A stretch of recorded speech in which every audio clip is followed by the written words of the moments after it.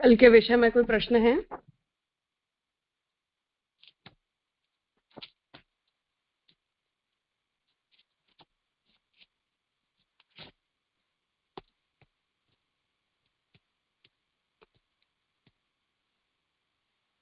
ठीक है, तो कल हमने द्वितीय अध्याय का द्वितीय पाद संपन्न किया, जहाँ श्री महाप्रभु जी ने जितने भी अवैदिक मत हैं या ऐसे मत हैं कि जिनका हमसे स्पष्ट विरोध है महाप्रभु जी के वचनों से, अर्थात महाप्रभु जी के इंटरप्रिटेशन से, ऐसे जैन, बौद्ध, न्याय, वैशेषिक, सांख्य आदि सभी मतों का श्री महाप्रभु जी ने कुल मिलाकर निराकरण किया। में कल हमने अंतिम अधिकरण में ये भी देखा कि वहां तक कि पंचरात्र के अंदर भी जो वैष्णवीय तंत्र है उसमें भी यदि वेद विरुद्ध है तो उसका महाप्रभु जी ने खंडन किया। अब द्वितीय अध्याय का तृतीय पाद न वियद श्रुते है, इस सूत्र से अब यहाँ प्रारंभ हो रहा है। पुरुषोत्तम जी के निरूपण में हम देख लें तो अथ ततः तृतीये पादे पूर्वं क्रमसृष्टौ भूतोत्पत्ति प्रकारः तत्स्वरूपं च विचार्यते। अब द्वितीय अध्याय के इस तृतीय पाद में क्रम सृष्टि में भूतों की उत्पत्ति का जो प्रकार है और उनका जो स्वरूप है उसका विचार किया जा रहा है। तत्र प्रथमे सप्त सूत्रे न वियद इति अधिकरणे। अब यहाँ सबसे पहले 7 सूत्रों वाले वियद इति अधिकरण में आकाशोत्पत्ति ही विचारिता, आकाश की उत्पत्ति का जो क्रम है वो सोचा जा रहा है। तत्र छांदोग्ये तेज आदि का सृष्टि, तैत्तरीय के आकाश आदि का तत्र असृजत इति पदाभावाद आकाशस्य उत्पत्ति ही संदिग्धा। तो यहाँ संदेह का स्वरूप बता रहे कि छांदोग्य उपनिषद को अगर हम देखें तो ब्रह्म में से सबसे पहले तेज की उत्पत्ति हुई है, ऐसा छांदोग्य श्रुति का वचन है। और तैत्तरीय उपनिषद में हम देखें तो पहले आकाश उत्पन्न हुआ है, ऐसा वहां लिखा हुआ है। और छांदोग्य श्रुति के अंदर तेज की उत्पत्ति के बाद आकाश की उत्पत्ति का शब्द या वाक्य उपलब्ध ही नहीं होता है, लिखा ही नहीं है, इसलिए संदेह उत्पन्न हो रहा है कि कौन सबसे पहले उत्पन्न होता है या आकाश की उत्पत्ति किस क्रम से होती है। तत्र प्रथम सूत्रे आकाशस्य उत्पत्ति ही छांदोग्य न श्रूयते। तो सबसे पहले सूत्र में ये निरूपण कर रहे हैं कि छांदोग्य उपनिषद में आकाश की उत्पत्ति लिखी नहीं है। तस्मात् न उत्पत्ति ही इति आशंकितम। तो उसका क्या ये अर्थ है कि आकाश अनादि तत्व है, आकाश उत्पन्न ही नहीं होता? तो उसका विचार जो है वो यहाँ अब प्रथम सूत्र से करने जा रहे हैं। न वियद अश्रुते है, वियद मतलब आकाश, आकाश नहीं है, सुना नहीं गया होने के कारण, ये मूल सूत्र का तात्पर्य है। विप्रतिषेध के परिहार के लिए श्रुति वाक्यों में दृष्ट पारस्परिक विरोध का परिहार किया गया। तो हमने जैसा प्रथमाध्याय के अंदर देखा कि पूरे ब्रह्मसूत्र को प्रकट करने का जो प्रयोजन है वो प्रयोजन ही ये है कि श्रुतियों के वचनों के अंदर यदि हमें परस्पर शंका हो रही है और परस्पर उनमें उनके स्वरूप के विषय में या उन श्रुति वचनों के तात्पर्य के विषय में यदि हमें सामंजस्य नहीं हो पा रहा है तो उसी का निराकरण करने के लिए ब्रह्मसूत्र प्रकट किए गए। मीमांसा की दृष्टि से ऐसा किया गया, शक्ति की और अविरोध की दृष्टि से भी किया गया। तो कैसे श्रुति वाक्यों के बीच रहे हुए विरोध का हमें परिहार करना चाहिए, उसकी प्रक्रिया बहुत से तरीके से महाप्रभु जी ने डिस्कस की। तो शब्द की दृष्टि से कैसे इनका निरूपण होता है, कैसे हमें प्रकरण और अध्याय की संगति का विचार सूत्र के तात्पर्य में करना चाहिए, किस तरह से उनमें रहे हुए परस्पर विरोध का जो निरूपण है वो हमें करना चाहिए, इन सब विषयों का विचार जो है वो किया गया। तो दोनों तरह से, मतलब शक्ति की दृष्टि से भी कि मतलब कैसे शब्द की अपनी एक शक्ति होती है, तो उन सभी दृष्टियों से हमने इसका विचार अभी तक किया। अब ब्रह्मवाद में जीव और जड़ के विरुद्धांशों के निराकरण के लिए तीसरा पाद प्रारंभ करते हैं। तो महाप्रभु जी यहाँ इसका जो प्रयोजन है वो स्पष्ट कर रहे हैं कि ये तृतीय पाद का जो प्रारंभ है वो किस हेतु से हो रहा है कि जड़ और जीव के विषय में श्रुतियों के अंदर जहां जहां भी वचन परस्पर अलग अलग प्रकार के दिखाई देते हैं कि जिनमें हम सामंजस्य नहीं कर पाते, उन सभी वचनों में रहे हुए विरुद्ध अंशों का निराकरण करने के लिए अब यहाँ तृतीय पाद को शुरू किया जा रहा है। वेदांत में दो प्रकार से सृष्टि का वर्णन मिलता है। एक तो सारा भूत भौतिक जगत ब्रह्म से ही अग्नि की चिंगारियों की तरह निकला है, दूसरे आकाश आदि के क्रम से सृष्टि उत्पत्ति हुई है। तो यहाँ अब इस बात को समझा रहे कि हम जैसे श्रुति में देखें तो महाप्रभु ने भी जैसे भागवत जी में भी हम जब देखते हैं तो भागवत जी में भी एक क्रम सृष्टि का बताया गया है, फिर दूसरे प्रकार का भी क्रम बताया गया है। तो एक उपपत्ति का प्रकार है और एक उत्पत्ति का प्रकार है। तो वहां जैसे इसमें विविधता देखने मिलती है, उस तरह से श्रुति के अंदर भी एक प्रकार ऐसा बताया गया है कि भूत भौतिक जितना भी जगत है वो अग्नि की चिंगारी की तरह ब्रह्म में से सीधा पैदा हो जाता है। और दूसरा क्रम ये है कि पहले ब्रह्म में से आकाश उत्पन्न होता है, आकाशात तेज, तेज के बाद जल, जल से फिर वायु, वायु से पृथ्वी, ऐसे क्रम में उत्पन्न होता है। तो एक सीधा उत्पत्ति का क्रम है, एक क्रम सृष्टि का प्रकार है। वह सृष्टि नाम रूप रहित थी, नाम रूप में अभिव्यक्त हो गई। तो हमारे सिद्धांत के हिसाब से आविर्भाव तिरोभाव में सृष्टि तिरोहित थी, अर्थात नाम रूपों का व्याकरण नहीं हुआ था। फिर ब्रह्म ने इच्छा की तो नाम रूप का व्याकरण हो गया। जड़ सहित ही जीव कार्य रूप है, किंतु परमात्मा का अंश होने से जीव का नाम रूप से कोई संबंध नहीं है। तो जड़ सहित जो कुछ भी है वो सब कुछ कार्य रूप है। तो क्योंकि सब अग्नि से चिंगारियों की तरह अगर सीधे उत्पन्न हो रहे हैं तो सब एक समान है, परंतु परमात्मा का अंश होने के कारण जीवात्मा का स्वरूपतः नाम रूप से संबंध नहीं है। सृष्टि अनित्य है, नित्यता में परिच्छिन्न होने पर ही वस्तुएं संगठित होती हैं। तो सृष्टि जो है वो नाशवंत है और नित्यता जीव की नित्यता है, परंतु जीवात्मा परिच्छिन्न है और परिच्छिन्न होने के कारण ही जड़ वस्तुओं के साथ जीवात्मा का संबंध होता है। नित्य और अपरिच्छिन्न जीव में ही ब्रह्म का प्राकट्य होता है। इस प्रकार सृष्टि के तीन रूप हैं। तो अनित्य जननम, नित्य परिच्छिन्न समागमः, नित्य अपरिच्छिन्न तनो प्राकट्यंच। तो ये महाप्रभु जी का वचन बहुत फेमस है और अपने सिद्धांत को याद रखने के लिए ये वचन जो है वो बहुत उपयोगी भी है। तुरंत हम इस पूरे प्रोसीजर को याद कर सकते हैं। तो अनित्य जननम मतलब जगत जो है वो अनित्य है, इसलिए वो उत्पन्न होता है। नित्य परिच्छिन्न समागम, जीवात्मा नित्य भी है पर परिच्छिन्न है, इसलिए उसका समागम जागतिक प्राकृत पदार्थों के साथ होता है। और नित्य अपरिच्छिन्न तनो प्राकट्यम, तो भगवान और अंतर्यामी इनका जो है वो जन्म नहीं होता पर इनका प्राकट्य होता है। तो वो नित्य भी हैं और अपरिच्छिन्न भी हैं। तो ऐसे शरीर को भगवान जगत के अंदर जब धारण करके प्रकट होते हैं तो वो भगवान का जन्म नहीं कहा जाता पर प्राकट्य कहा जाता है। तो इस सृष्टि के अंदर हमारे पास तीन तत्व हैं, जड़ है, जीव है और ईश्वर, ब्रह्म, अंतर्यामी, परमात्मा, हम जो भी कहना चाहें वो तीन तत्व हैं।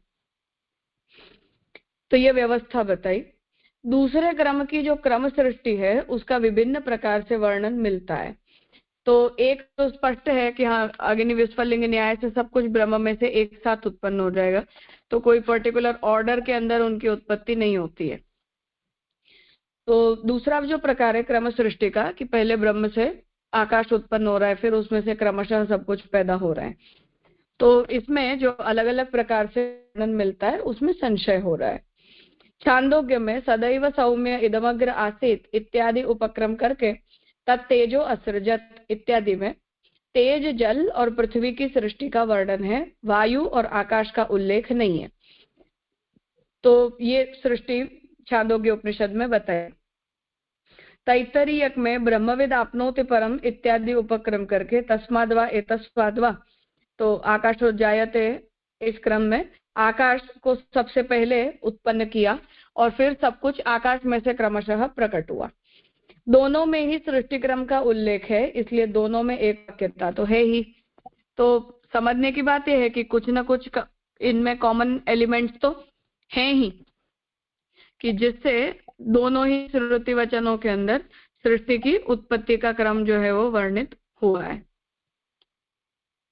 छांदोग्य में मुख्य रूप से उल्लेख है और तैत्तिरीय में गौण रूप से, इसलिए मुख्य को आगे सो अकामयत इत्यादि में वर्णन किया गया है।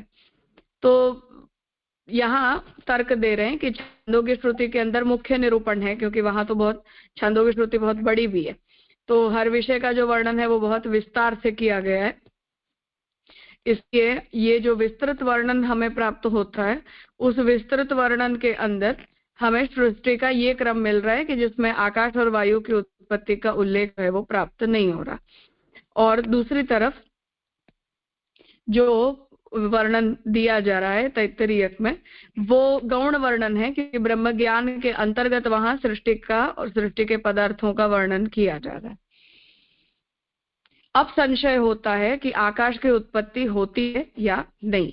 तो अब यहाँ मूल प्रश्न के ऊपर आ रहे हैं कि इसलिए ये छांदोग्य श्रुति के वचन के कारण ही ये प्रश्न हो रहा है कि आकाश जो है वो उत्पन्न होता भी है या नहीं होता, क्या माना जाए। श्रुति मानने वाले तो श्रुति से ही निर्णय करते हैं। श्रुति में जो छांदोग्य का मुख्य सृष्टि क्रम है उसमें तो इसका उल्लेख है नहीं, इसलिए आकाश की उत्पत्ति नहीं होती, यही मानना ठीक है। तो अब यहाँ ये बात कह रहे हैं कि छांदोग्य श्रुति जो है उसमें मुख्यतया उत्पत्ति का क्रम बताया जा रहा है, इसलिए यदि हम छांदोग्य श्रुति को प्रमाण मानते हैं तो छांदोग्य श्रुति के अंदर तो जगत की उत्पत्ति में आकाश की उत्पत्ति को लिखा ही नहीं गया है, इसलिए उस सिद्धांत के अनुसार हमें आकाश की उत्पत्ति को मानना ही नहीं है। तीन ही तत्व प्राथमिक रूप से उत्पन्न होते हैं और फिर उन्हीं से जगत में भी सब कुछ उत्पन्न हो जाता है, ये हमें मानना चाहिए। ऐसा ये पूर्व पक्ष प्रथम सूत्र से उपस्थित किया गया है।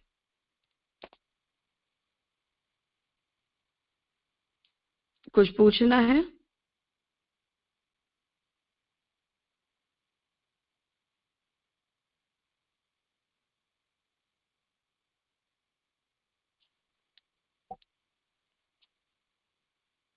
हाँ बेलावन। हाँ प्रणाम राजा। ये जो यहाँ सृष्टि के दो प्रकार कहे हैं ना, तो वो पहला जो प्रकार है ना, एक तो सारा भूत भौतिक जगत ब्रह्म से ही अग्नि की चिंगारियों की तरह निकला है। तो अब तक तो मेरी समझ ऐसी थी कि सिर्फ जीव जो है ना वो ही अग्नि विस्फुलिंग न्याय से प्रकट हुए हैं, पर यहाँ तो जड़ और जड़ जगत भी ऐसे ही प्रकट हुआ है, ऐसा बता रहे हैं। हाँ ओके, मतलब दोनों क्रम जो जीव है वो और सृष्टि जड़। में ओके, हाँ दोनों, हाँ कभी ऐसा होता है कभी क्रम से होता है। हाँ जी राजा। हम्म।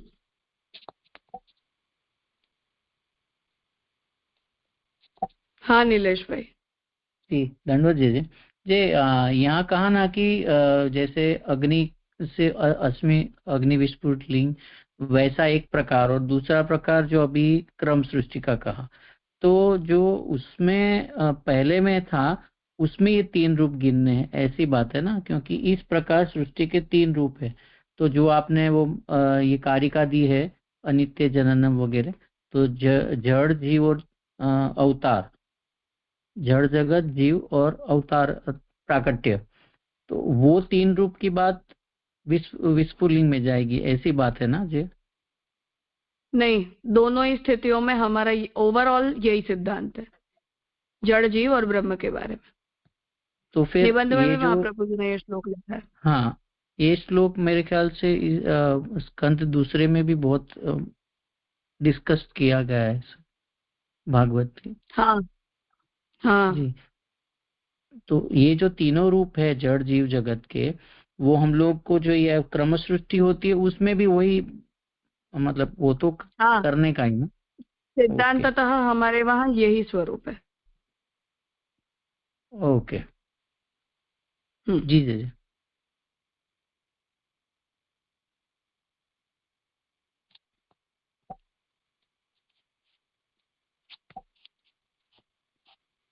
हाँ प्रीतिबेन, રાજા દંડવત પ્રણામ.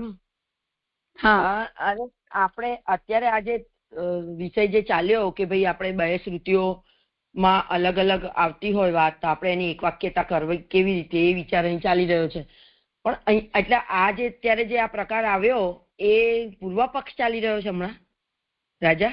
હા હા હા જી, હા એ જ પૂછું. હા રાજા दंडवत प्रणाम राजा. हाँ, એટલે पूर्व पक्ष की ओर से ये प्रश्न उपस्थित हुआ कि दो वाक्यों के अंदर दो प्रकार से क्रम सृष्टि बताई गई है, इसलिए हमें उसमें से कौन सा क्रम चुनना चाहिए.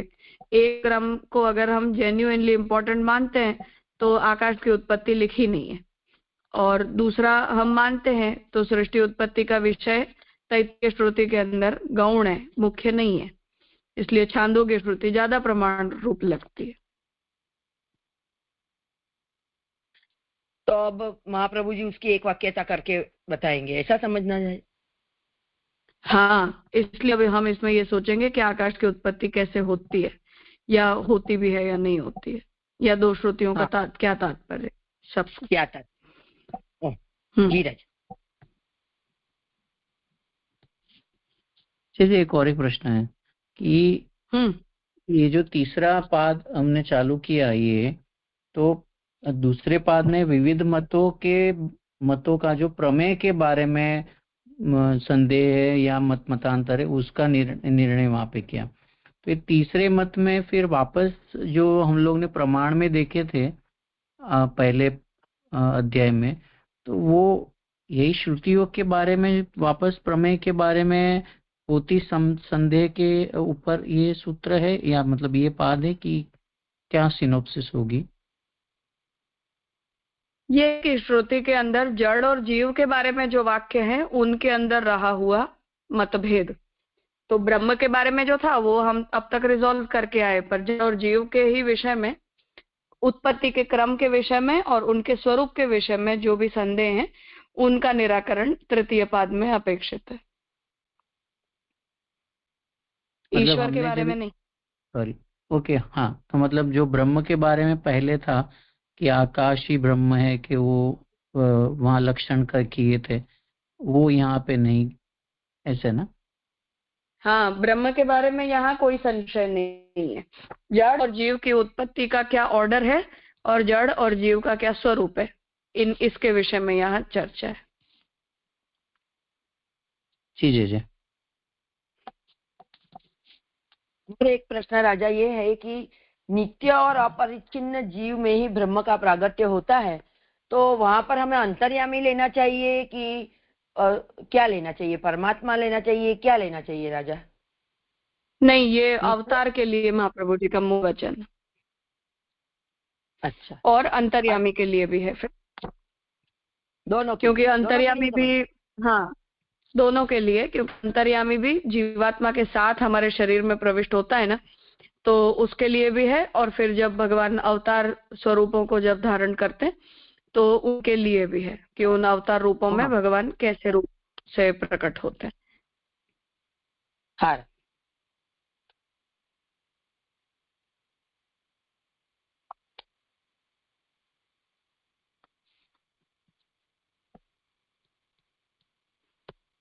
हाँ कहिए. दंडवत प्रणाम राजा. ये जो स्टार्ट जहाँ से प्रतिपाद किया ना, तो जैसे वहाँ जो बताया कि अभी तक जो देखा तो विप्रतिषेध के परिहार के लिए श्रुति वाक्यों में दृष्ट पारस्परिक विरोध और मीमांसा की दृष्टि से ये दोनों स्टेटमेंट जैसे पूरा उत्पन्न नहीं हो पाया. मतलब कि स्पष्ट हमें दिख रहा है कि छांदोग्य श्रुति कुछ और कह रही है और तैत्तिरीय श्रुति कुछ और कह रही है, तो जो हमें दिखाई ही दे रहा है उस विरोध का यहाँ परिहार कहना चाह रहे हैं. क्लियर दिखाई दे रहा है, इसमें कोई शंका नहीं है, क्योंकि वो शब्द ही अवेलेबल नहीं है.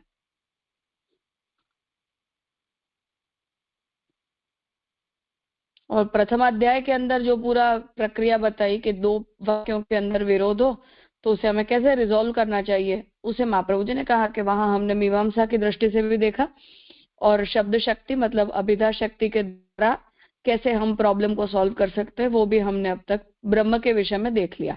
अब जड़ और जीव के विषय में सोचना बाकी है, इसलिए उस विषय को इस पाद से डिस्कस कर रहे हैं।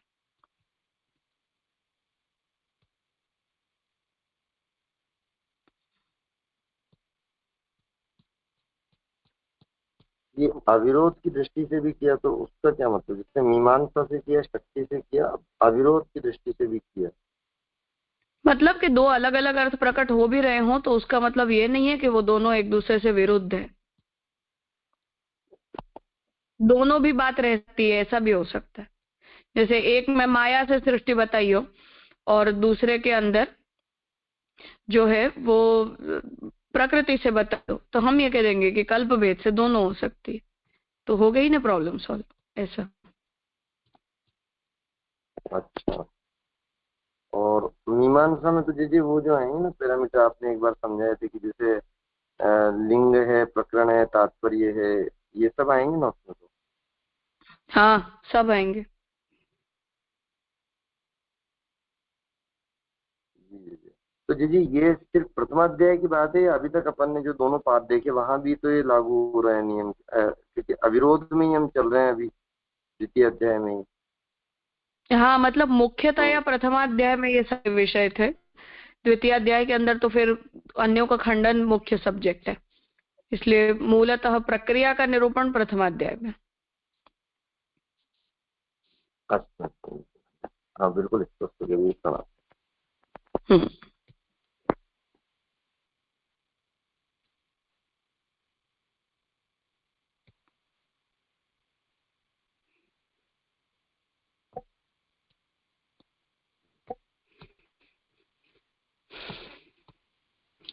ठीक है, आगे अस्तित्व पुरुषोत्तम जी का निरूपण देख लें। तो ततः द्वितीय तैत्तरीय द्वितीय सृष्टि प्रकरणे, अब दूसरे सूत्र में कह रहे हैं कि तैत्तरीय में दूसरे सृष्टि के प्रकरण में इदम सर्वम असृजत इति श्रावणात् पूर्वम च आत्मान आकाशः संभूत इति कथनात् अस्ति उपपत्तिः इति उक्तम्। तेन छान्दोग्येऽपि तत्सृष्टिः अनुमानितव्य इति सिद्ध्यति। कि तैत्तरीय के भी दूसरे मतलब सृष्टि प्रकरण में ब्रह्म ने ये सब कुछ बनाया ऐसा पढ़ा जाता है, और उससे पहले ये सब कुछ आकाश से उत्पन्न हुआ ये कहा गया है, जिससे आकाश की उत्पत्ति है बात समझ में आती है। उससे ही छांदोग्य के अंदर भी उस प्रकार में सृष्टि की उत्पत्ति के क्रम में आकाश की उत्पत्ति का अनुमान कर लेना चाहिए, और छांदोग्य भी उसके फेवर में है ऐसा सिद्ध होता है। ये पुरुषोत्तम जी कह रहे हैं। महाप्रभु जी यहाँ भाष्य में आज्ञा कर रहे हैं कि तू शब्द पूर्व पक्ष का निराश करता है, तो अस्ति मतलब है, तू मतलब कि पूर्व पक्षी जो आकाश की को नेगेट करना चाह रहा है वो उसका खंडन तू शब्द से कर रहे हैं। कहते हैं कि तैत्तरीय में तो आकाश की उत्पत्ति का उल्लेख है ही, यद्यपि मुख्य ऋचा में नहीं है, पर विरोध भी तो नहीं है, इसलिए अन्यत्र कही हुई बात को मानना चाहिए।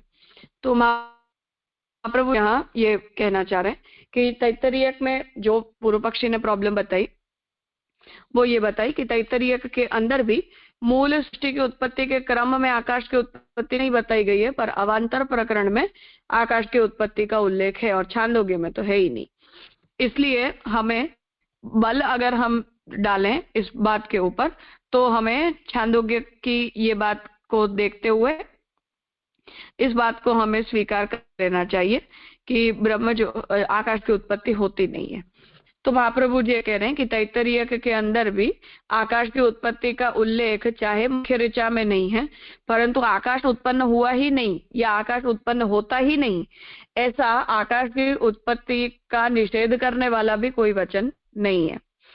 इसलिए हमें और जगह कही हुई बात को मानना चाहिए, तभी छांदोग्य श्रुति और तैत्तरीय श्रुति की एक वाक्यता होगी।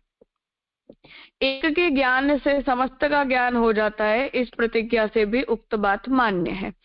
अर्थात कि ब्रह्म का ज्ञान प्राप्त करने से हमें सबका ज्ञान हो जाता है। जब ये श्रुति कह रही है तो उसका अर्थ ये है कि ब्रह्म के अतिरिक्त दूसरा कोई व्यापक और नित्य तत्व नहीं है। इसलिए आकाश यदि एग्जिस्ट करता है तो आकाश की उत्पत्ति भी होगी ही, ऐसा हमें मानना ही पड़ेगा। इसलिए आकाश उत्पन्न होगा ही नहीं करके आकाश कोई नित्य तत्व है या जन्मा है, ऐसा तो हम एक विज्ञानेन सर्वमिदं विज्ञातम वचन के आधार पर भी नहीं कह सकते।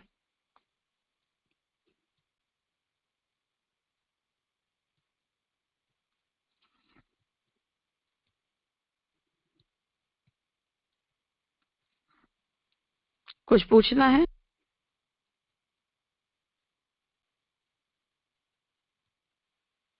जी, ये लास्ट की दलील थोड़ी समझ नहीं आई, क्या मतलब कहना चाहते हो? मतलब कि एक विज्ञानेन सर्वमिदं विज्ञातम भवति, ये बात किसके लिए कही जा रही है? ब्रह्म के लिए, ब्रह्म के लिए कही मट्टी जा के, रही है। हाँ बराबर, हाँ हाँ, तो अब अगर ब्रह्म ही एकमात्र ऐसा तत्व है जो सर्व में व्यापक है, तो उसका अर्थ यह है कि आकाश का भी ज्ञान सर्वमिदं विज्ञातम भवति के अंतर्गत ही आएगा, सर्व के अंतर्गत आएगा, और एक विज्ञान के अंदर ब्रह्म आएगा। तो सर्व विज्ञान के अंदर यदि आकाश में भी ब्रह्म की व्यापकता समाविष्ट है, ऐसा अगर सिद्ध हो रहा है, तो या तो आकाश नॉन एग्जिस्टेंट हो और या आकाश एग्जिस्टेंट हो। यदि आकाश एग्जिस्टेंट है तो एक विज्ञानेन सर्वमिदं विज्ञातम भवति में वो भी कंसिडर किया ही जा रहा है, इसलिए वो ब्रह्मात्मक है, इस बात की सिद्धि होती है, इसलिए ब्रह्म से उसकी उत्पत्ति है, ये भी सिद्ध होता है। नॉन एग्जिस्टेंट है अगर, तब हम दूसरी बात को सोच सकते हैं।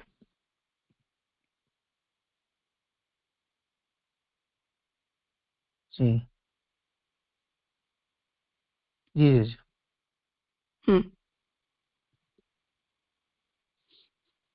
कर रहे हैं अभी और आगे। ततः तृतीय, अब तीसरे सूत्र में, आकाशस्य निरवयवत्वेन, आकाश जो है वो निरवयव है, मतलब जल, पृथ्वी, वायु, इनकी तरह आकाश का कोई गुण, कोई स्वरूप, कोई धर्म वगैरह नहीं होता है, तो वो निरवयव है। व्यापकत्वेन, और व्यापक भी है, बहुत बड़ा है। व्यापकत्वेन च आकाशस्य उत्पत्ति ही न संभवती, तो पूर्व पक्षी ये कह रहा है कि आकाश की उत्पत्ति नहीं संभव। तस्मात् आकाशोत्पत्ति ही गौणी इति आशंकितम, इसलिए आकाश की जो उत्पत्ति है वो तो गौणी वृत्ति से, अगर आप गैप की फिलिंग करना चाहो तो कर सकते हो, अभिधार्थ से तो आकाश की उत्पत्ति सिद्ध नहीं होती है। तो गौणी असंभवात, तो पूर्व पक्षी ये कह रहा है कि आकाश की उत्पत्ति का स्वीकार अगर करोगे तो क्या वो गौणी हो जाएगी? गौणी करोगे तो ही मानना पड़ेगा। तो महाप्रभु जी कहते हैं कि नहीं, ऐसा असंभव है। आकाश की उत्पत्ति गौणी होती है क्योंकि उसकी उत्पत्ति संभव नहीं है। तो पूर्व पक्षी यहाँ अपनी तरफ से तर्क दे रहा है कि आकाश की उत्पत्ति हो ही नहीं सकती, क्योंकि उसके कोई अवयव तो है नहीं, उसके हाथ पैर वगैरह है नहीं, वह तो व्यापक वस्तु है। फिर मुख्य वाक्य में उसका उल्लेख भी नहीं है, तो एक तो वो व्यापक है, अवयव नहीं है, और जो सृष्टि की उत्पत्ति को बताने वाला श्रुति का जो मुख्य वाक्य है, उस वाक्य में भी आकाश की उत्पत्ति का उल्लेख नहीं है। एक विज्ञान से सर्व विज्ञान का जो नियम है वह तो परमात्मा के अधिष्ठानत्व में लागू होता है। जीव जैसे परमात्मा का अंश है या उसका शरीर स्थानीय है, इस बात का द्योतक है। तो हमने जो पिछले सूत्र में ये तर्क दिया कि एक विज्ञानेन सर्वमिदं विज्ञातम भवति का विरोध होता है, तो उस बात का जवाब दे रहे कि एक विज्ञान से सबका विज्ञान हो जाता है, ये जो नियम है वह तो परमात्मा के अधिष्ठानत्व के ऊपर एप्लीकेबल है कि परमात्मा सब सृष्टि का अधिष्ठान है। तो जीव जैसे परमात्मा का अंश है, या जीवात्मा शरीर स्थानीय है, परमात्मा आत्म स्थानीय है, इस बात का एक विज्ञानेन सर्वमिदं विज्ञातम भवति, ये ही बात कहना चाहते हैं। इसलिए इसमें जड़ इंक्लूडेड नहीं है। ये शंकराचार्य जी का इंटरप्रिटेशन है कि एक विज्ञानेन सर्वमिदं विज्ञातम भवति, ये अहम ब्रह्मास्मि का सिद्धांत समझा रहा है कि मेरी जीवात्मा ब्रह्मात्मक है, इसलिए एक जीव का ज्ञान हो जाने से सर्वत्र जीवों की ब्रह्म रूपता का ज्ञान हो जाता है। इसलिए एक विज्ञानेन सर्वमिदं विज्ञातम भवति में जड़ पदार्थ काउंट नहीं होते। तो वो बात यहाँ कह रहे हैं। लोक में भी अवकाश करो ऐसा गौण प्रयोगी होता है। वस्तुतः अवकाश तो व्यापक है, उसकी उत्पत्ति की बात तो केवल कहने भर की है। तो जैसे आकाश का मतलब होता है स्थान, कोई स्पेस। तो आकाश जो है वो तो स्थान की तरह है, केवल एक प्रकार की स्पेस है। और इस तरह की स्पेस होने के कारण आकाश की उत्पत्ति हो ही नहीं सकती है, क्योंकि सर्वत्र आकाश जो है वो तो होता ही होता है। तो यहाँ बैठ जाओ ऐसा जब हम बोल रहे हैं, तो यहाँ बैठ जाने की जो बात आती है वो स्पेस को बताती है, और स्पेस तो सर्वत्र होती ही होती है। स्पेस को लेकर जो है वो ऐसा तो होता नहीं कि जगह किसी प्रकार की स्पेस को उत्पन्न करना पड़ता हो। तो जो कुछ भी है वो एग्जिस्टेंट है, और हर एग्जिस्टेंस जो है वो अपने आप में एक प्रकार की स्पेस होती है, और हर तरह की जो स्पेस है वो स्पेस नित्य है। इसलिए स्पेस को, देश को, स्थान को भगवान क्रिएट करते हैं, ऐसा नहीं है।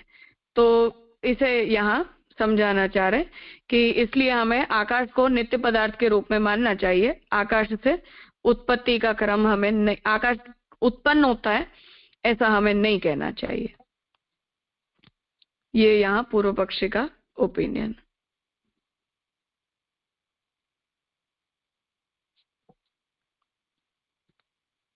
कुछ पूछना है इस बारे में?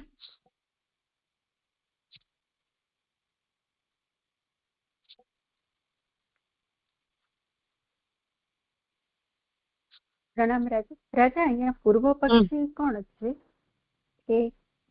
એટલે શંકર મત તો નથી લાગતું કે એ છે. नहीं, शंकराचार्य जी नहीं। महाप्रभु जी ने उल्लेख नहीं किया है स्पष्ट किसी पूर्व पक्षी का। हाँ जी राजा, क्योंकि अभी तक हमने पढ़ा ना, उसमें इस तरह का अभी पूर्व पक्ष कभी आया नहीं है, इसलिए पता नहीं चला ये कौन है। हाँ, नहीं, महाप्रभु जी ने उल्लेख भी नहीं किया है, पुरुषोत्तम जी ने भी नहीं किया है। सो देखते हैं। जी राजा, प्रणाम राजा.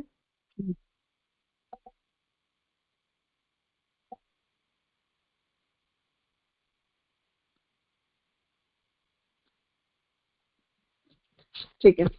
शब्दात च, आगे चौथा सूत्र आ रहा है कि ततः चतुर्थे वायुः च अंतरिक्षं च इति श्रुतौ अमृतत्व श्रवणाद अपि न उत्पत्ति संभवति इति उक्तम। अब फिर से पांचवें सूत्र से भी, चौथे सूत्र से भी पूर्व पक्षी अपना मत रख रहा है कि श्रुति में एक दूसरा भी वचन है जहां अंतरिक्ष पद का प्रयोग है। तो अंतरिक्ष जो शब्द है वो भी आकाशवाची है। तो वायु भी, आकाश भी, ये जो श्रुति में वचन है वहां अमृतत्व बताया गया होने के कारण आकाश की उत्पत्ति नहीं होती है, ये पूर्व पक्षी कह रहा है। शब्दात च मतलब श्रुति के अन्य वचन से भी। वायु और अंतरिक्ष दोनों अमृत हैं, इसमें स्पष्टतः नित्य कहा गया है। आकाश की तरह वायु भी सर्वगत और नित्य है। अमृत स्वरूप ब्रह्म से जिसका दृष्टांत दिया जाए उसकी उत्पत्ति हो भी कैसे सकती है। तो पूर्व पक्षी यहाँ ये कह रहा है कि वायु और आकाश दोनों अमृत रूप है। यहाँ ये जो वचन है इसमें भी अंतरिक्ष शब्द से आकाश को नित्य कहा गया है। अमृत मतलब मर्त्य नहीं है। इसलिए जैसे आकाश है उसी तरह वायु भी सर्वगत है, सर्वस्थानीय है और नित्य है। तो अमृत स्वरूप जो ब्रह्म है जिसका दृष्टांत दिया जाए, तो ब्रह्म को समझाने के लिए आकाशो ब्रह्मेति व्यजानात् जैसा हमने श्रुति में देखा था। तो ब्रह्म को समझाने के लिए जिसका दृष्टांत दिया जाता हो उसकी उत्पत्ति हो भी कैसे सकती है, ये बात यहाँ पूर्व पक्षी अपनी तरफ से कह रहा है। अब इन बातों का खंडन आगे महाप्रभु जी कर रहे हैं कि ततः पंचमे, अब पांचवें सूत्र में, ननु तैत्तिरीय संभूत इति पदस्य सर्वत्र अनुवृत्ति दर्शनात् एकत्र गौणी अन्यत्र मुख्या संभूति पदस्य वृत्ति इति न वक्तुं शक्यम। तो महाप्रभु जी कह रहे हैं कि अब 5वें सूत्र में कि तैत्तरीय के अंदर संभूत उत्पन्न हुआ, ये शब्द का प्रयोग किया गया होने से सर्वत्र अनुवृत्ति मतलब बार बार क्या ब्रह्म में से ये उत्पन्न हुआ, आकाश ये प्रकट हुआ, ये प्रकट हुआ, तो उस तरह संभूत इस शब्द का रिपीटेशन दिखाई देता होने के कारण एकत्र गौणी, एक जगह गौणी, अन्यत्र मुख्या, दूसरी जगह पर मुख्या। संभूति पद से वृत्ति इति न वक्तुम शक्यम, कि संभूति पद की कोई वृत्ति है ऐसा आप नहीं कह सकते हो। युगपद वृत्ति द्वय विरोधात इति आशंक्य, कि दो प्रकार की वृत्तियों का विरोध होता होने से, यथा तपसा ब्रह्म विजिज्ञासस्व, तप के द्वारा ब्रह्म को जानो, तपो ब्रह्म, तप ही ब्रह्म है, इति श्रुतम्। एकस्यैव ब्रह्म शब्दस्य एकत्र मुख्या तपसी गौणी, तो जैसे तपसा ब्रह्म विजिज्ञासस्व, यहाँ तप शब्द का मतलब है साधन, कि तप के द्वारा तुम्हें ब्रह्म मिलेंगे, और तपो ब्रह्म इसमें तप ही ब्रह्म है, इस तरह से उसे समानार्थी भी कहा गया है। तो जो रिपीटेशन होते हैं शब्दों के, वहां कोई जगह कोई शब्द मुख्य अर्थ में होता है, दूसरी जगह वो गौणार्थ में होता है। जैसे तपसा ब्रह्म विजिज्ञासस्व, इसमें गौणी है, तप गौण है, ब्रह्म मुख्य है, और तपो ब्रह्म ऐसा जब हम कह रहे हैं तो दोनों ही मुख्य हैं उसमें। तथा अत्रापि पद आवृत्त्या विरोधा भावो भविष्यति इति उक्तम। उसी तरह यहाँ भी मतलब तैत्तरीय श्रुति में जहां हम संभूता संभूता कह रहे हैं, वहां भी पद की आवृत्ति होने के कारण विरोध का अभाव होगा ऐसा कहना चाह रहे हैं। एवं त्रिभिः सूत्रैः पूर्व पक्षम उक्त्वा, इस तरह 3 सूत्रों से पूर्व पक्ष बता के और 6ठे और 7वें सूत्र से महाप्रभु जी उनका समाधान जो है वो करने जा रहे हैं। स्यात् तो एकस्य ब्रह्म शब्दवत, तो यहाँ ये कहा गया कि स्यात् च मतलब कि है, इसलिए एक ही ब्रह्म है, कैसे, श्रुति के दूसरे शब्द की तरह, यह सूत्र का तात्पर्य है। आकाशोत्पत्ति गौणी कैसे हो सकती है, तो अब यहाँ ये कह रहे हैं कि आकाश की उत्पत्ति को हम गौणी कैसे कह सकते हैं, क्योंकि उसके वर्णन के बाद ही संभूत ऐसा पद कहा गया है। तो तैत्तरीय श्रुति के अंदर जो है वो आकाशो संभूत इस तरह से कहा है, तो आकाश की उत्पत्ति तो बताई जा रही है। ऐसा जब स्पष्ट उल्लेख है तो आकाशोत्पत्ति मुख्य प्रतीत होती है, तो उससे ये समझ में आता है कि तैत्तरीय श्रुति में ये हमारा उत्तर पक्ष है कि आकाश की उत्पत्ति मुख्य हो ऐसा लगता है। मुख्या और गौणी दोनों बातें एक साथ हो ऐसी विरुद्धता तो समझ में नहीं आती, पर कोई एक ही वाक्य में आकाश की उत्पत्ति का क्रम गौण है या मुख्य है, दो में से दोनों नहीं हो सकते हैं, दोनों में से कोई एक ही हो सकता है। ऐसा तर्क भी विषय को न जानने के कारण ही किया जाता है। वस्तुतः एक ही वस्तु कभी गौणी कभी मुख्य हो सकती है। तो पूर्व पक्षी ये कह रहा है कि नहीं, जरूरी नहीं कि हम दो वस्तुओं के अंदर हमेशा ऐसी चॉइस डेवलप करें, कभी कभी गौणी और मुख्या ये दोनों ही एक ही शब्द में भी हो सकते हैं। उसके लिए वो उदाहरण दे रहा है, जैसे कि ब्रह्म शब्द का ही उदाहरण ले लें। तप से ब्रह्म को जानो, तप ब्रह्म है, इसमें प्रथम वाक्य मुख्या और द्वितीय में गौणी है। तो तप से ब्रह्म को जानो, यहाँ ब्रह्म की मुख्यता है और तप की गौणता है। तप ब्रह्म है ऐसा जब हम कहते हैं तो तप और ब्रह्म इन दोनों के अंदर मुख्य वृत्ति है। तो तप मुख्य वृत्ति में है और ब्रह्म गौणी वृत्ति में दूसरे वाक्य में। यहाँ प्रयोग भेद है ऐसा भी नहीं कह सकते। अगर हम ये कहें कि नहीं ये तो केवल लिंग्विस्टिक मतलब शब्द अलग अलग, तो कहते हैं कि ऐसा भी नहीं। संभूत शब्द की ही आवृत्ति की गई है, किसी अन्य की नहीं। पर तैत्तरीय श्रुति के अंदर हम देखें तो आकाश संभूत, तेज संभूत, पृथ्वी संभूत, इस तरह एक एक करके और सभी वस्तुओं की उत्पत्ति का जो क्रम है वो क्रमशः बताया गया है। इसलिए हम ये नहीं कह सकते कि यहाँ तो केवल शब्द भेद का ही वर्णन किया जा रहा है।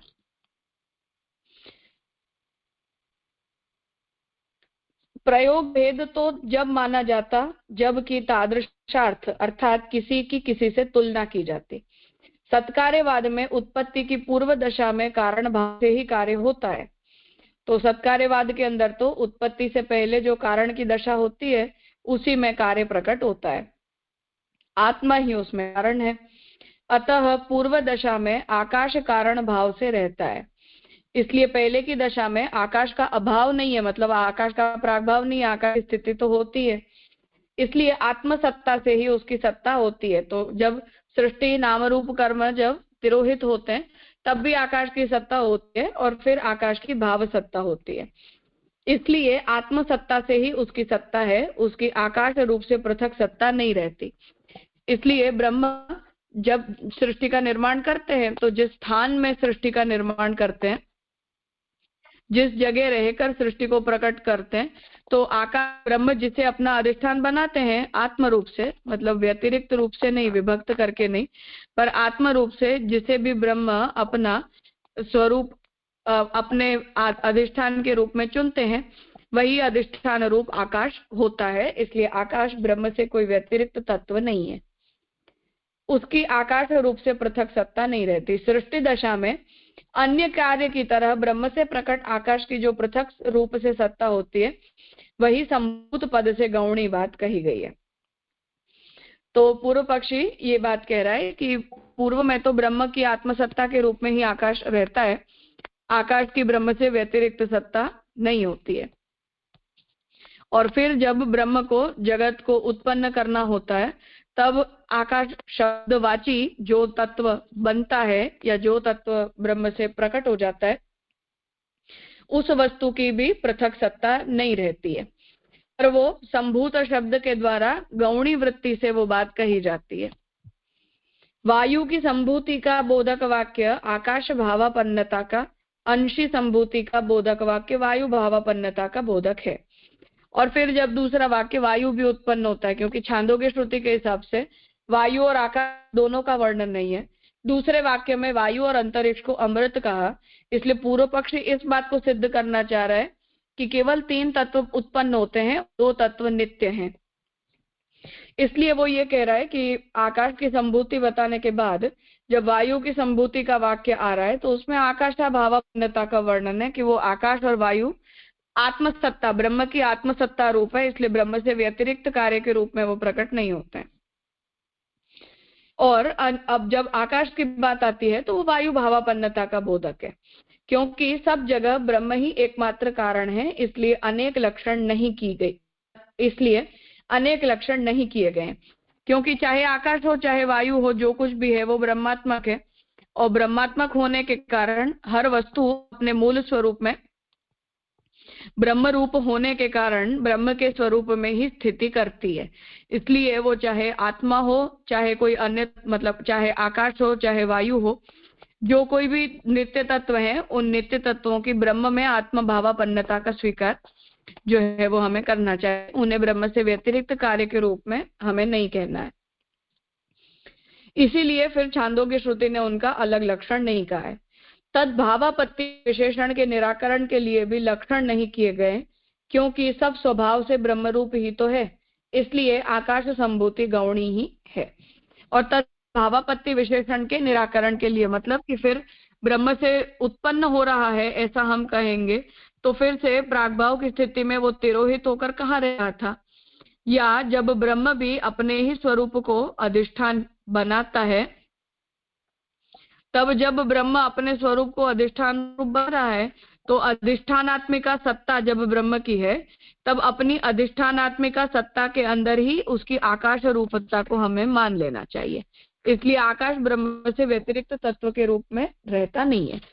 इसलिए आकाश के साथ जो तैत्तरीय श्रुति में संभूत इस पद का प्रयोग किया गया है उसे हमें गौणी वृत्ति से ही इंटरप्रेट करना चाहिए, मतलब कि मुख्य वृत्ति ब्रह्म है, गौणी वृत्ति आकाश की है, इसलिए संभूत पद आकाश और ब्रह्म इन दोनों के बीच में कार्य कारण के संबंध को द्योतित नहीं करता है। ये ओवरऑल पूर्व पक्षी का मत है। कुछ पूछना है?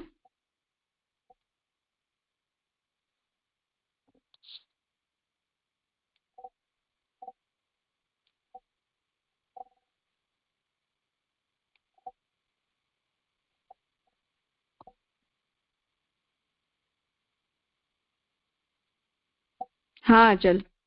हाँ राजा, दंडवत प्रणाम।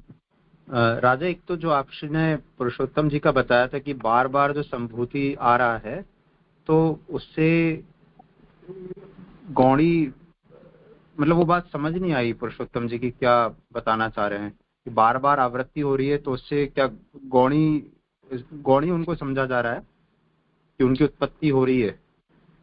क्या पुरुषोत्तम जी मत नहीं रख रहे हैं। पुरुषोत्तम जी ने सूत्र का तात्पर्य बताया, इसलिए पूर्व पक्ष का आप संग्रह कर रहे हैं। पूर्व पक्षी इस बात को कह रहा है। अच्छा जी।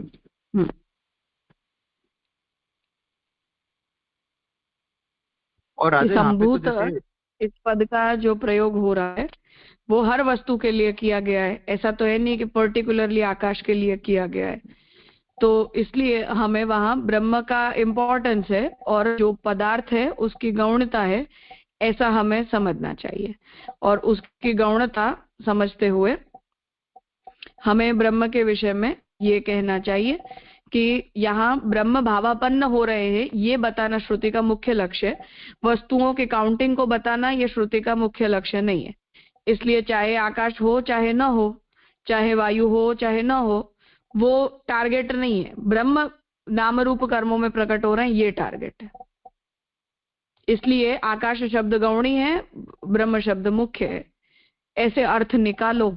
ये तैत्तरीय आरण्यक की अर्थ प्रक्रिया पूर्व पक्षी चूज कर रहा है, ताकि छांदोग्य श्रुति से और उससे जो सिद्ध करना है उस बात से तैत्तरीय श्रुति वचन का विरोध न हो। राजा, लेकिन जैसे अभी तो उन्होंने ये बताया कि वो अमृतत्व, जैसे दो तत्व बताए हैं वायु और आकाश, तो वहां पे तो वो गौड़ी नहीं कह के मुख्य ब्रह्म के साथ ही तरीके से बताना चाह रहे हैं। तो नहीं बताना मतलब कहना का अच्छा, पूर्व पक्ष का मतलब मुख्य मत क्या है? वो गौड़ी बताना चाह रहे हैं कि वो गौड़ी नहीं बताना? गौणी बताना चाह रहे हैं, गौणी ही बताना चाह रहे हैं। अच्छा, तो उन्होंने फिर ये तर्क क्यों दिया कि वो अमृत तत्व हैं, तो फिर आप उसको प्रकट हुआ नहीं मानो, उत्पत्ति जो आप क्रम मान रहे हो? तो इसीलिए गौणी है, मतलब कि कार्य कारण के संबंध से उनका प्राकट्य नहीं है। ब्रह्म भावापन्न ही वो दोनों तत्व हैं, इसलिए उन्हें स्वतंत्र कार्य के काउंटिंग के अंदर हमें नहीं लेना है। तो नित्य है मतलब ब्रह्मात्मक होने के कारण नित्य है, ब्रह्म से व्यतिरेक नहीं है, उनका एकवत भाव है। तो मतलब इनका मत ये है कि वो नित्य तत्व हैं, आप ऐसे उत्पत्ति एक क्रम से नहीं मानो, ऐसा उनका मत है? हाँ बिल्कुल जी राजा।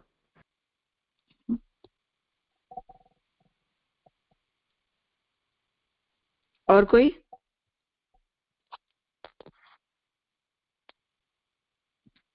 हाँ भावनावन, बहुत देर से બોલો બોલો। હા, આ નીચેથી જે ચોથી લીટી છે ને, વાયુ કે સંભૂતિ કા બોધક વાક્ય આકાશ ભાવાપન્નતા का, तो પછી अभिसंभूति, तो वहां આપણે अंश बोला ना, अंश संभूति नहीं, हम ये कह रहे हैं कि जो ब्रह्म है, मतलब पूर्व पक्षी ये कह रहा है कि जहां जिस श्रुति में, मतलब तैत्तरीय श्रुति के गौण सृष्टि प्रकरण में जहां आकाश संभूत ये जो वचन आ रहा है, वहां आकाश संभूत को हम कैसे समझे? तो पूर्व पक्षी अपना अर्थ ये बता रहा है कि हमें वहां ये समझना चाहिए कि आकाश और अंतरिक्ष वाची जो शब्द आ रहा है श्रुति में, उससे अंतरिक्ष और वायु ये दोनों तो नित्य सिद्ध हो रहे हैं। अब उनकी नित्यता में जो संभूत शब्द आ रहा है उसे हम कैसे बताएंगे? तो वहां ये कहेंगे कि वो ब्रह्म भावापन्न ही तत्व है। तो ब्रह्म भी अधिष्ठान में तो होते हैं, जब सृष्टि को उत्पन्न उन्होंने नहीं किया है तब भी ब्रह्म रह रहे हैं। तो जैसे हम आकाश को अक्षर ब्रह्म को आधार बोलते हैं, उस तरह से ब्रह्म अपनी आधार रूपता को जो ब्रह्म ने धारण किया हुआ है, उस ब्रह्म की आधारता के धर्म को ही आकाश कहा जा रहा है। इसलिए जैसे ऐश्वर्य आदि सब शक्तियां ब्रह्म में स्वरूपात्मिका होती हैं, उस तरह से वायु और आकाश ये दोनों ही ब्रह्म में स्वरूपात्मक होते हैं। इसलिए संभूत ऐसा जो कहा जा रहा है वो केवल भगवान ने अपनी उस आधार रूपता को दिखाया, उतने ही अर्थ में हमें उसे समझना चाहिए। पर अन्य सब कार्य पदार्थ जैसे ब्रह्म से अलग होकर पैदा होते हैं, उस तरह से आकाश की उत्पत्ति को हमें नहीं बोलना चाहिए, ये पूर्व पक्षी कहना चाह रहा है। हाँ राजा प्रणाम।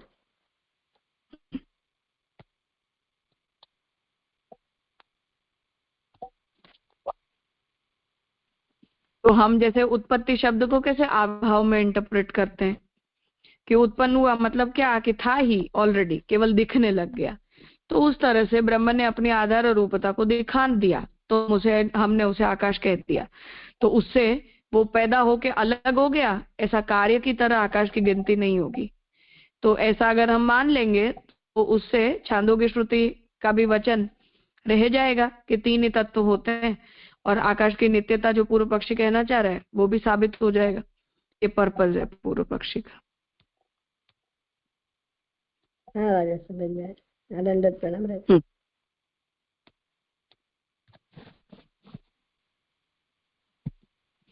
ठीक है, तो यहाँ पूर्व पक्ष संपन्न होता है। आगे के 2 सूत्रों से महाप्रभु जी का उत्तर पक्ष है। इस विषय को हम कल लेंगे। आज यहाँ रख